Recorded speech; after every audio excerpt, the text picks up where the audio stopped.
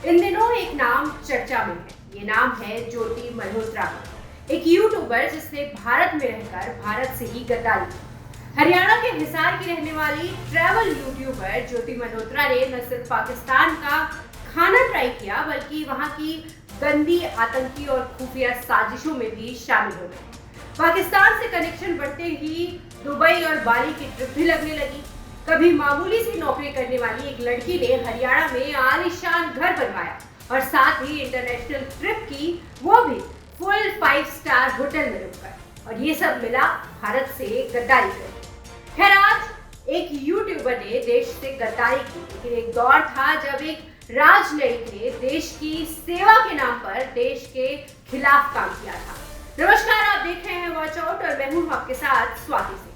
ज्योति मल्होत्रा की गिरफ्तारी के बाद एक बार फिर कहानी याद आई माधुरी गुप्ता की, जिसने एक पाकिस्तानी अधिकारी के झूठे प्यार में फंसकर देश की सुरक्षा के साथ समझौता कर लिया।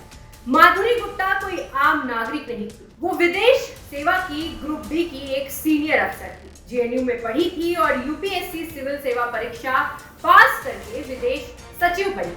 वही साल आया 2007 का, जब माधुरी को इस्लामाबाद स्थित भारतीय उच्चायोग में प्रेस और सूचना विभाग की जिम्मेदारी दी गई। अन्य भारतीय अधिकारियों की तरह ही वह भी अपना काम निष्ठा और ईमानदारी से कर रही थी, लेकिन कहानी में मोड़ तब आया जब वो एक समारोह में जमशेद से मिली।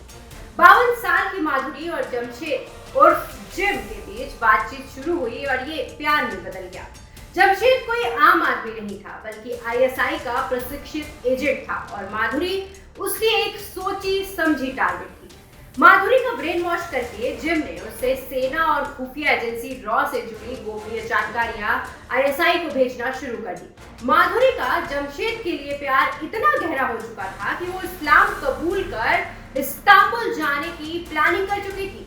खैर, 27 साल तक देश की सेवा करने वाली एक अधिकारी पाकिस्तान की जासूस बन जाएगी, किसी ने नहीं सोचा था। माधुरी और जमशेद की नजदीकियों पर पाकिस्तान में मौजूद दूतावास के कुछ अधिकारियों की नजर पड़ी और फिर शक गहरा हो गया। माधुरी को लेकर खुलासा हुआ मुंबई में हुए 26/11 हमले के बाद। 26/11 मुंबई हमले के 1.5 साल बाद भारतीय खुफिया ब्यूरो के तत्कालीन निदेशक राजीव माथुर को चौंकाने वाली जानकारी मिली कि इस्लामाबाद में भारतीय उच्चायोग का एक व्यक्ति पाकिस्तान के लिए जासूस बन गया है और वह भारत की खुफिया जानकारी आईएसआई को दे रहा है। फिर क्या था, रडार पर आ गई माधुरी गुप्ता और फिर उनके खिलाफ चला एक ऑपरेशन जो कि बिल्कुल गोपनीय था। माधुरी को एक गलत जानकारी दी गई, ये देखने के लिए कि क्या सच में वो ये इंफॉर्मेशन आईएसआई को लीक करती है। और गेस व्हाट, आईएसआई को वो जानकारी मिली, लेकिन इनपुट्स फेक थे। माधुरी ने सिर्फ इंपॉर्टेंट पेपर ही नहीं बल्कि भारत के कई खुफिया अधिकारियों के नाम, नंबर और ईमेल पासवर्ड भी शेयर किए थे।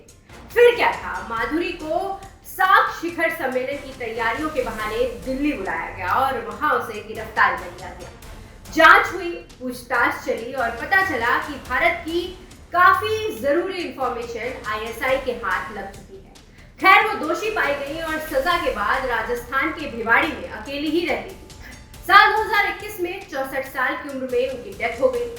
ये कोई फिल्मी कहानी नहीं बल्कि असल में हुई जासूसी है, जिसका खामियाजा भारत 26/11 और पहलगाम आतंकी हमले के रूप में भुगतता आ रहा है। ज्योति मल्होत्रा के साथ 6 और लोग भी जासूसी के लिए गिरफ्तार किए गए हैं। सवाल ये है कि क्या पैसा देश से भी ऊपर है? आपको ये वीडियो कैसी लगी हमें कमेंट बॉक्स में जरूर बताएं और साथ ही अपने विचार साझा करना बिल्कुल भी ना भूलें। धन्यवाद।